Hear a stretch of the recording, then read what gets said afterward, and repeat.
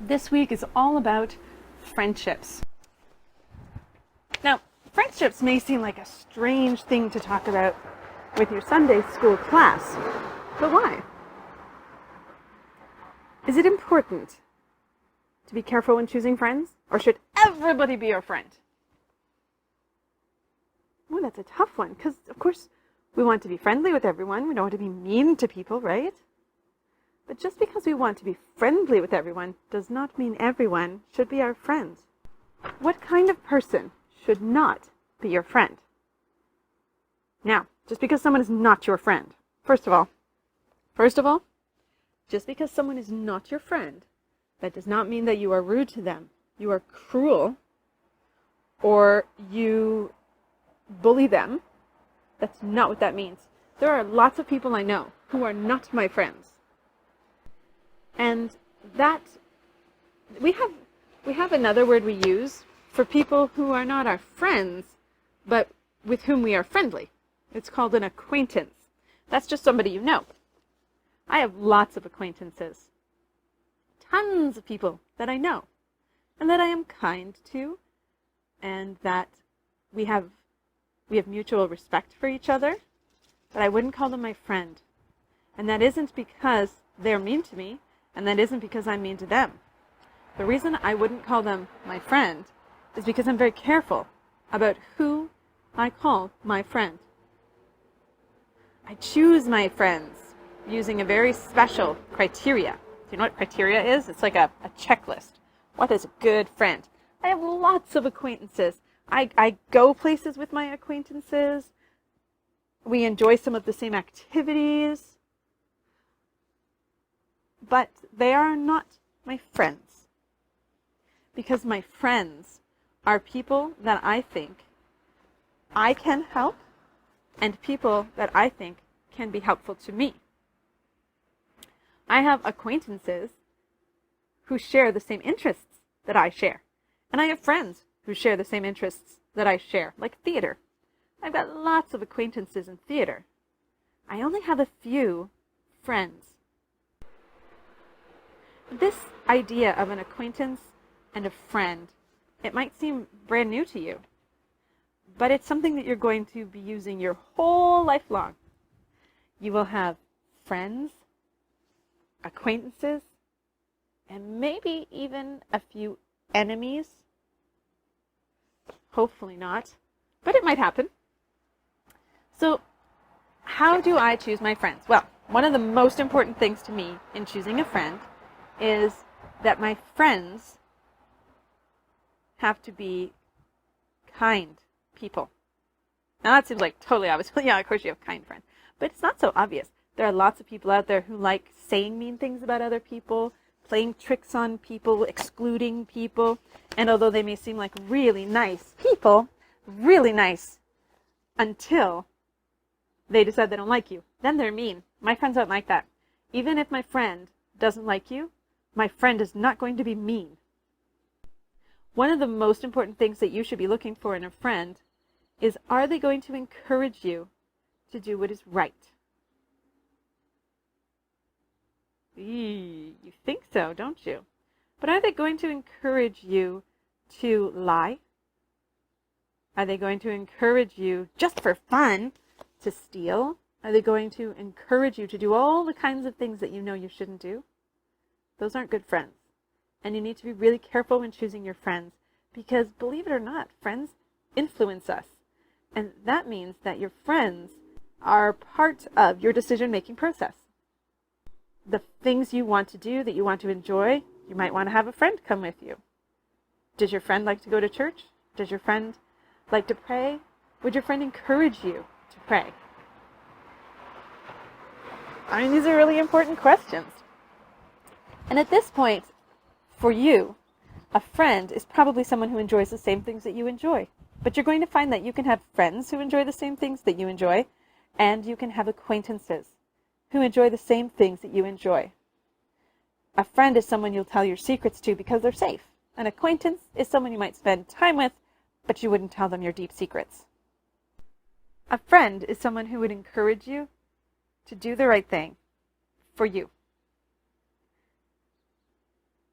even if it's not the right thing for them. Like people who eat meat and people who don't eat meat, right?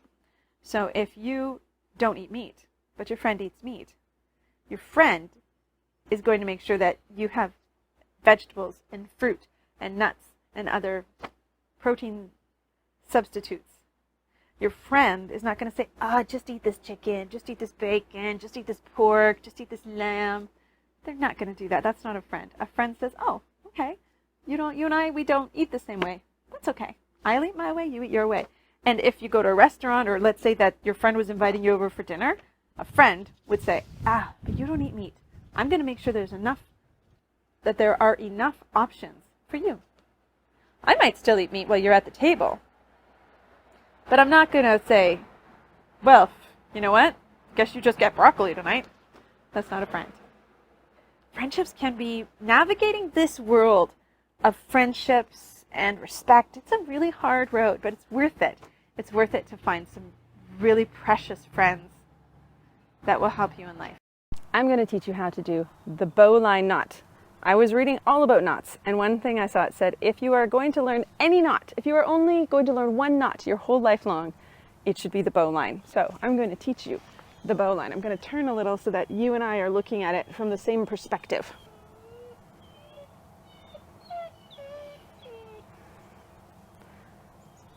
Behind, up, around, in.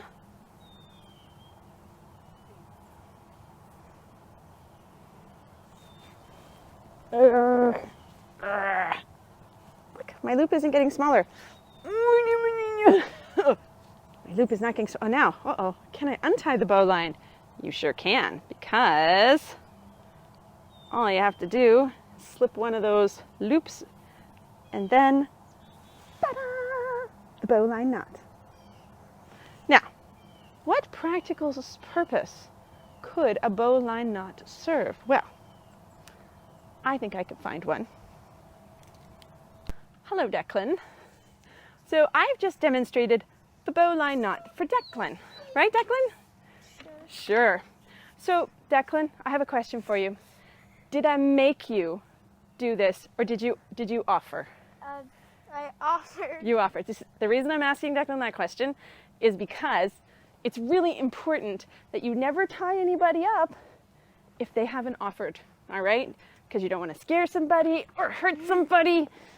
Go ahead. Go that way. Go. So this is the bowline knot. And this is one useful thing. Okay, the useful thing is not tying up your children. Although, if there are any parents watching. But if, for example, something falls in the water or someone falls in the water and you need a knot that's not going to slip, see how there's lots of space? Right? So this is not going to tighten on his waist and hurt him because the bowline knot doesn't slip. All right, Declan, one more time. Watch out for the dog's leash. All right, you ready? Run! Go on, run! Run, Declan! Run! The bowline knot. All right, let's see if we can loosen it now. Hey, Mom. What? Guess what? What, Declan? Don't forget me. Oh! There's the disadvantage of the bowline knot. Thing? Since it doesn't tighten, he slipped right out. On purpose. Gotta get him. Oh, Declan. Declan, do you think you could untie the bowline knot? We pulled really hard on this. Do you think you could untie it? Yeah, you need to keep away from him because that is very metal in the center. Here you go.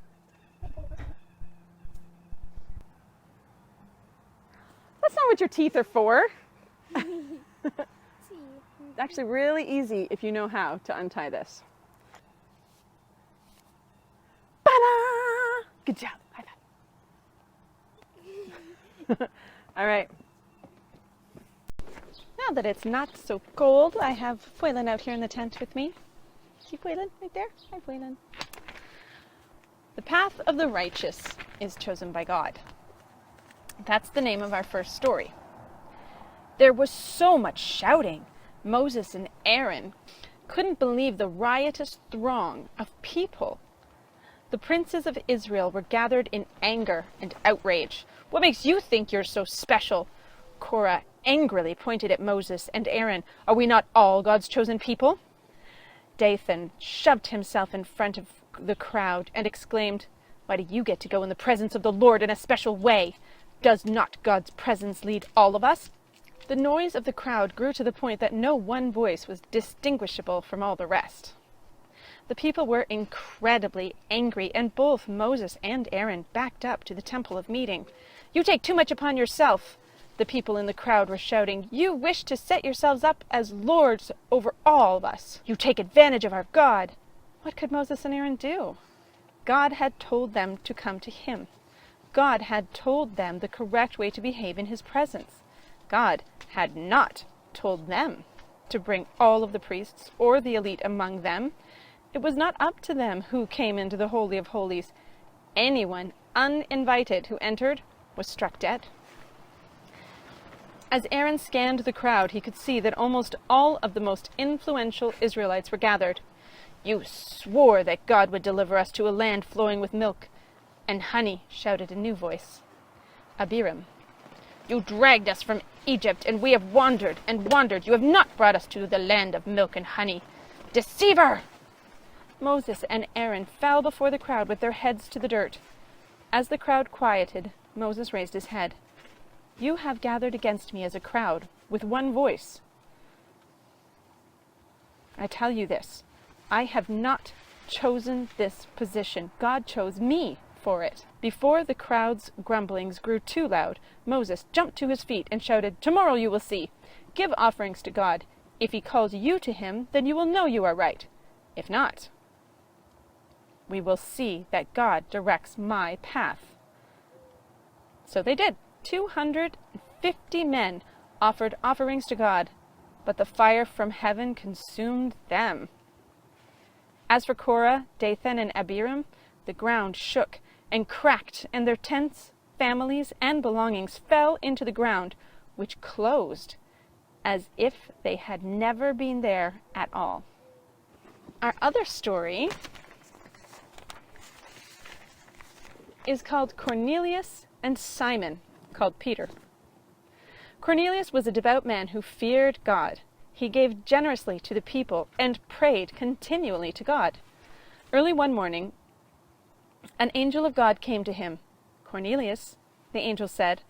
Cornelius was terrified. He shakily replied, "What is it, Lord?" "Your prayers and your generous deeds have been noticed. And now, send men to Joppa and bring one Simon, who is called Peter, to speak to you." When the angel had gone, Cornelius immediately called two of his most faithful servants and a friend, who also feared God, and told them to do as the angel had instructed. Meanwhile in Joppa, Simon, called Peter, was having a vision of his own. There was no angel, though. He saw the heavens opened, and something like a great sheet descending, being let down by its four corners upon the earth. In it were all kinds of animals, and reptiles, and birds, and then there came a voice that said, "Rise, Peter, kill and eat." Peter was shocked. Was this a test? For centuries, the Jewish people had followed very strict rules about what they could and could not eat. Peter said, "By no means, Lord, for I have never eaten anything that is common or unclean." And the voice came to him again and said, "What God has made clean, do not call common. Rise, Peter, kill and eat." "No, no," Peter protested. "I have never eaten anything common or unclean." "What God has made clean, do not call common.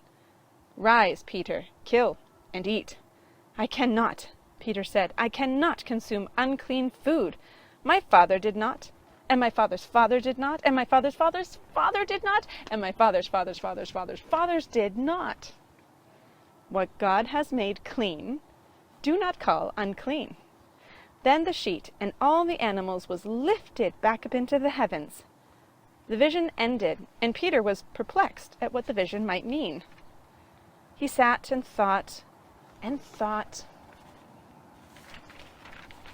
but he just couldn't figure it out. Then the voice came again. "Get up! There are 3 men at the door asking for you. Go with them." Peter went down to the men and said, "I am the one you're looking for. What is the reason for your coming?" And they said, "Cornelius, a centurion, an upright and God-fearing man, who is well spoken of by the whole Jewish nation, was directed by a holy angel to send for you to come to his house and to hear what you have to say." So Simon, called Peter, invited them in to be his guests. The next day he rose and went away with them, and some of the brothers from Joppa accompanied him. When Peter arrived, he entered the home of Cornelius. Cornelius met him and fell down at his feet and worshipped him. "No, no!" Peter rushed forward and lifted Cornelius up, saying, "Stand up! I too am a man." Then Peter looked around at Cornelius and his friends and relatives. Shaking his head, Peter smiled. "You yourselves know how unlawful it is for a Jew to associate or to visit anyone of another nation. I was given a vision by God, but I couldn't understand it until now. God has shown me that I should not call any person common or unclean." Cornelius smiled. "Unclean? We're clean. We're God-fearing people too." And he told Peter how an angel of God had appeared to him, and he had been instructed to get Peter. So Peter opened his mouth, and words he never thought he'd say poured from his lips. He said, "Truly, I understand that God shows no partiality, but in every nation, anyone who fears him and does what is right is acceptable to him, and he commands us to preach to the people and to testify that he is the one appointed by God to be the judge of the living and the dead. Now I see that he wants us to preach to all people. To him, all the prophets bear witness that everyone, Jews and Gentiles alike, everyone who believes in him receives forgiveness of sins through his name." Peter taught the Gentiles in Cornelius' home the story of Jesus. While he was speaking, the Holy Spirit fell on all who heard, both Jews and Gentiles. Then Peter baptized the Gentiles in front of his brothers from Joppa, who were amazed to learn that Gentiles were able to receive the forgiveness and the love of God. Do you guys know the difference between a Jew and a Gentile? Well, a Jew is somebody from the Jewish nations of Israel. A Gentile is everybody else on earth.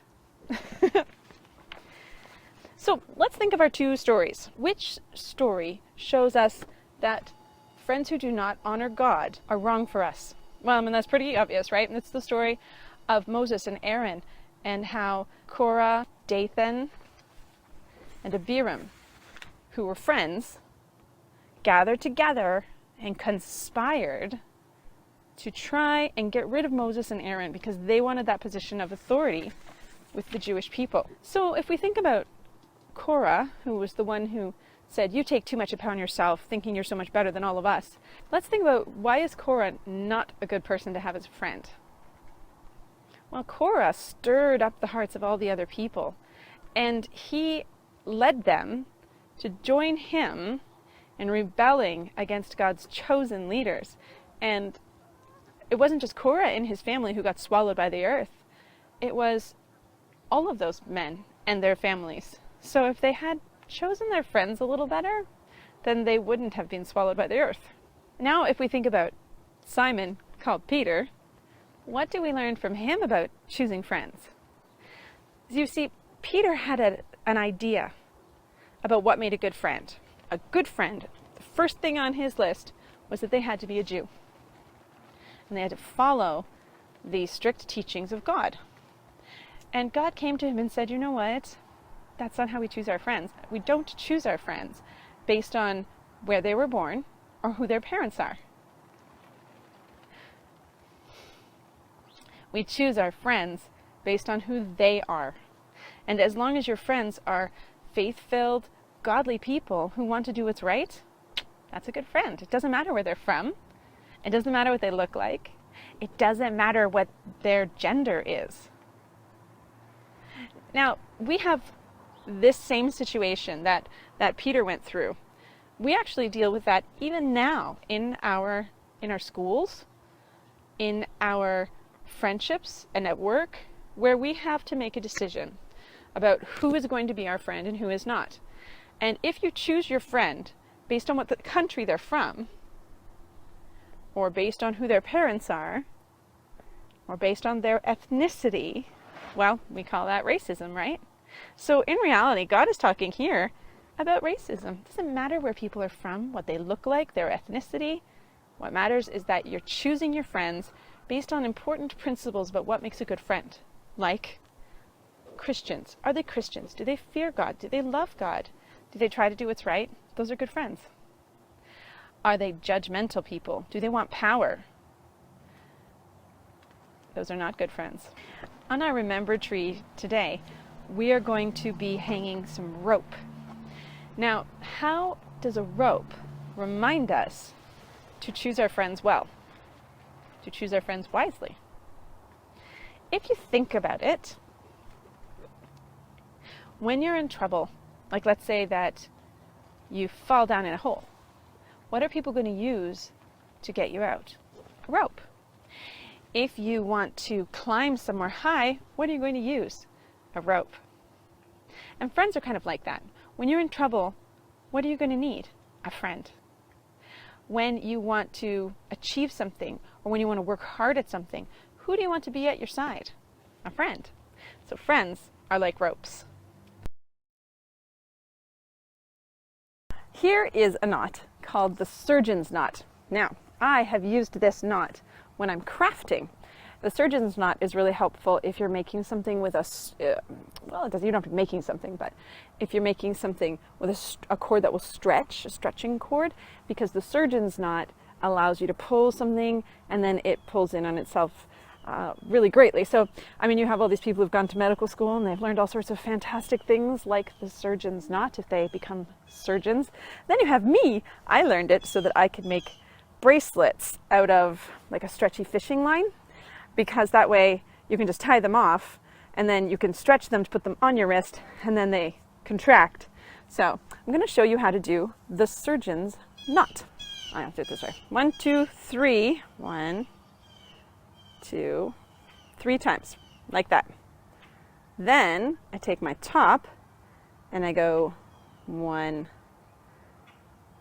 2, right? Like that.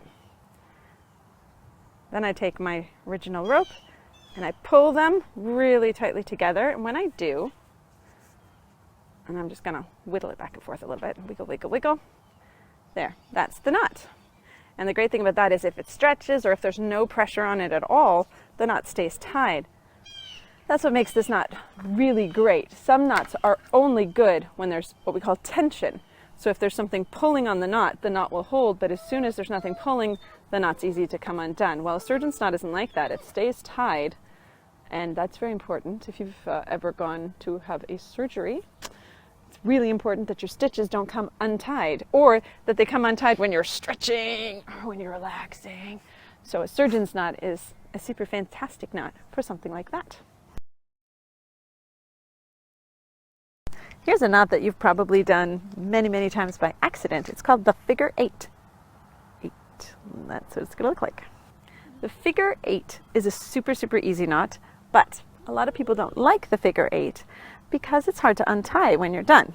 So if you're going to knot something and you don't care if you ever untie it again, this is nice.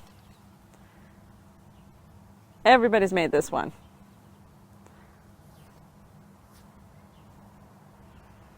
Yep. So we are here at the hair salon called Faria Hair Studio and Spa. That's right. And we're talking about choosing friendships wisely, surrounding yourself with the kind of friends that will encourage you or bring out the best in you, instead of people who bring you down and make you low. And I was thinking that hairdressers are often those kinds of people in other people's lives, right? They sit in that chair and they talk to their hairdresser, and their hairdresser listens and is a compassionate ear. Would you agree? Oh, absolutely, 100%. We're like hair doctors, doctors, shrinks, everything. Yes. Yeah. What do you do if you get a lot of people coming in who have downer things happening in their lives? I mean, especially right now during COVID times, a lot of people are struggling. How Yes. do you? I would say number one thing is do not discuss politics, do not discuss religion, and actually even COVID is made people steer a lot of different directions. Oh yes. So there's a lot of different views on it, a lot of different attitudes towards it. So I think the best thing to do is always keep a positive mind, obviously, and you always have to uplift everyone's spirits, obviously, right? That's nice. How do you do that? What's your how do you keep that I watched a mindset? movie called Law of Attraction. Okay. So it's what you attract, right? So if you think positive, you act positive, you do positive things, then it seems like that's what you attract in your life. Yeah. If you're going to be negative and a Debbie Downer about everything and pull Karens everywhere, well, then you're going to get that kind of magnetic attitude back, right? Yes. So I think with most people, they're coming in here because they want to feel good, not to feel worse than what they Yeah.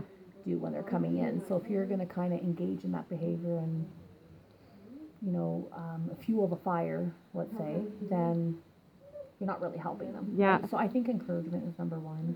And you don't actually get to control the people that you spend time with all day because they're clients. Exactly. So you have to work extra hard to keep a positive mindset, harder than most, because Yes. the picking and choosing at your workplace, Yes. it's not Very up to hard you. to separate the two. It's always best to be like encouraging and positive and, you know, encourage that things will get better. Everybody's just having bad days and, you know, better days are ahead, but you don't per se, oh, well, I agree with her and you shouldn't have done this or agree with him, because you really right. don't want to get involved in that kind of stuff. Yeah. It's always best to stay out of it. So tell me, when you're picking your friendships, what are some things that you look for in a really good friend and it's somebody that you're going to surround yourself with intentionally? Humble. People that are humble, honest, reliable. Nice. Life has thrown so many things at me that I've really grown over the years. With friendships, I find a lot of people are your friends when they need you. As soon as you've attended to their needs, it's almost like you don't exist anymore. Oh, So I try to surround myself around the ones that appreciate what I do, acknowledge what I do, and the ones that you haven't talked to in months, and all of a sudden you pick up the phone, it's like where you left off. yes. Those ones you know are your real friends. Real friends are friends that whether you're there or not and someone's talking about you, they're the ones to have your back or encourage those people that, you know what, I actually think she's a great person and I prefer to talk about something else. I don't want to talk about this. People who don't gossip. Exactly. That's going to be So- really hard for a hairdresser. Yes, it is because, and we kind of get a bad rap sometimes in the salon. Saying, oh, I heard it at the salon. I said, but we only hear what you're bringing in. Mm. And a lot of times, you're a listening ear, but sometimes you really don't want to hear it, to be honest, because you're like, you take it home with you. Yeah. Right? And you feel bad for people, but sometimes you can only feel bad so much, right? Because people want to have the help themselves and want to help themselves. Some people don't want the help. They just want to bicker and fuel the fire and carry on. It's like they live for that. Life is so short. Like, surround yourself with good people, happy people, good things, because there's certain things that just fly right by you that you can't take back. I like it. Right? With time, especially with kids. Like, one thing I learned with COVID is, you know, before we were so busy in our lives and working to pay the bills. You're always worried about the bills and worried about this coming in. And I was forced to be closed for quite a while this year and last year. And I was at home, and mentally it affected me because my passion is hair, coming in, making people feel good. I love it when people feel good. I'm the people feel good person, right? I'll put myself behind just to help somebody else. But I kind of forgot about my own family, in all reality. So when I was home, because it was all about work, you know, those little things that I got to bake with my daughter and do this with my daughter. Mommy, do you want to do this? And do you want to do that? We did so many things that I was like, wow, like I actually missed out on a lot. Like, I'm back to work and I love being back to work and I'm working crazy hours to catch up. But at the same time, I'm learning how to juggle my time on the weekend. So what if the floors don't get washed? So what if I got an extra load of laundry? You know, I'm going to go for a bike ride with my kid, or I'm going to do this. I find that's more important. So COVID has been a bad thing, but it's also been a good thing. Nice. Look at it both in positive ways, right? Yes. Life is full of surprises and it's all on what you want to do. So if you attract positive things, do positive things, you're going to attract positive things into your life. But if you're going to do bad things and talk about bad things, those bad things are almost going to magnitude towards you. So just think positive, be happy. You know, there's better days ahead. Nice. All right. Thank you very much. The lark's head. You might have actually tied this one before without even knowing it. The lark's head is simple. All you need is a ring or a stick, and then you can tie a piece of rope onto that. So I'm going to use my red rope here. Super easy. I make a loop and I poke it through. Then I gather the dangling ends, pull it tight. This is not going to come undone as long as the ring is attached to something. But if that ring isn't attached, this can come undone really easily, because if the ring slips like that, then that comes undone really, really easily, right? So the lark's head is good, but only if you're tying it to something that is stationary. Then, oh, you might not, I don't know if you can see it, but as I loosen and relax, this actually was coming up a bit, right? So when I'm pulling, it's nice, and that's not going anywhere. But if it's something that moves, like let's say you're on a boat, now sailors have all sorts of cool knots, but let's say you're on a boat and something is loosening and moving like that, this might not be the best knot for you. But I'm sure you can come up with some great uses for the lark's head. Our memory verse today is again from Proverbs. You're going to find that people use Proverbs a lot because Proverbs is full of little, what we call nuggets of wisdom. So our verse today is Proverbs 12, verse 26. A righteous person is cautious in friendship, but the way of the wicked leads them astray. What that means is that people who do the wrong thing, they are led to do the wrong thing again and again because their friendships are wicked, and those friends lead them into trying things they shouldn't try or doing things they shouldn't do. But righteous people who choose godly friends, they can walk that path a lot easier because their friends encourage them. For example, when I was in high school, which was a while ago, there were kids who did drugs. Yes, there were, even back then. But I didn't have any friends who did drugs. I had acquaintances who did drugs, and I was friendly with them and kind, and we respected each other, but none of my close friends that I would have told a secret to, none of them did drugs. And I never had a friend who offered me drugs. I had an acquaintance who offered me drugs, said, hey, would you like to try this? Would you like to try that? Hey, I've got some of this in my locker. Do you want some? But I had no friends who ever did that, because my friends were the kind of people that encouraged me to do what was right. And I hope that you can find those friends too. Friends who will encourage you to do what is right and to be the best that you can be. The sheep shank. This is a famous knot, actually, and I think because a lot of campers use it. You use the sheep shank. Try to say sheep shank 3 times fast. Sheep shank, sheep shank, sheep shank. Oh, that's not so bad. How about 5 times fast? Sheep shank, sheep shank. All right, that's the end of that one. The sheep shank. So you start with a loop. Lots of knots start with a loop.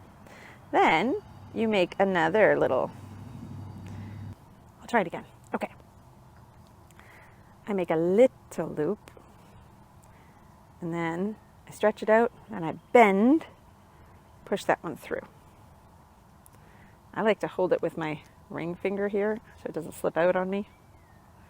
All right, then make another loop.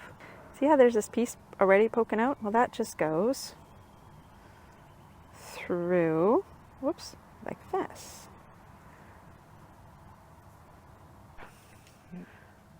Hello. How are you?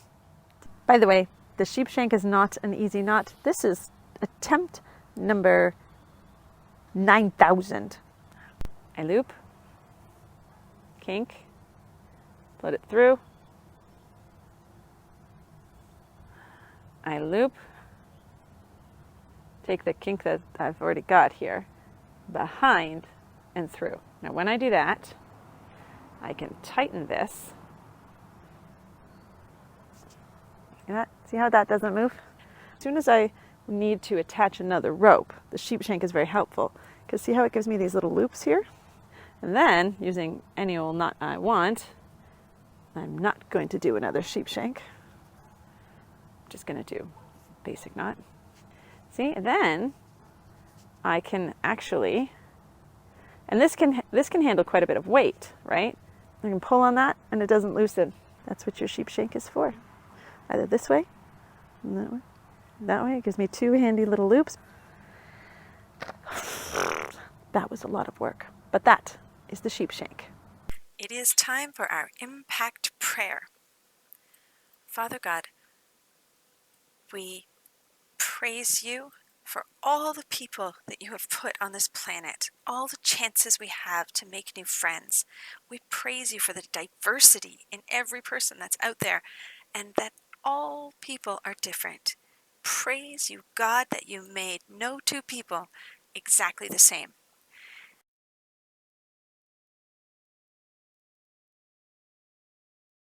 But we do ask, Lord, that you would direct us to finding godly friends that will be a positive influence on us. We also ask that you would help us to be godly friends to others, and people that would bring out the best in our friends.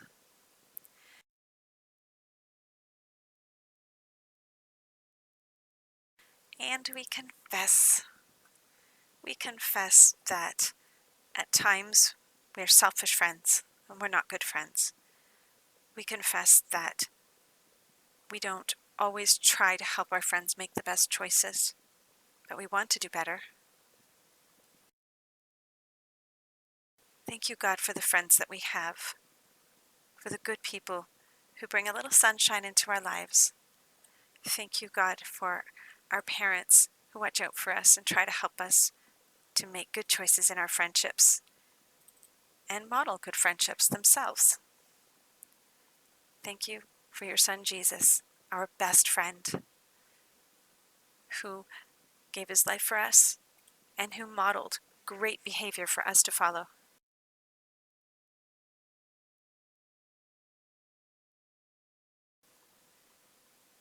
Thank you for all of this. In Jesus' name, Amen.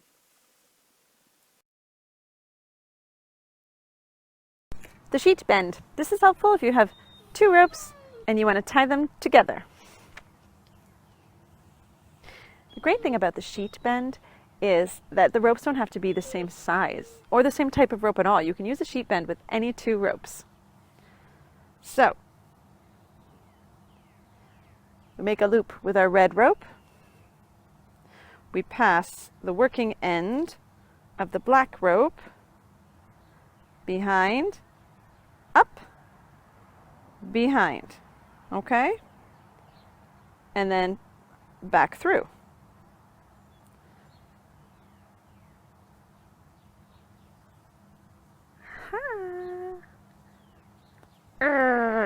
Of course, that's not going to come apart, even if I don't pull two at a time. I'm going to pull these two.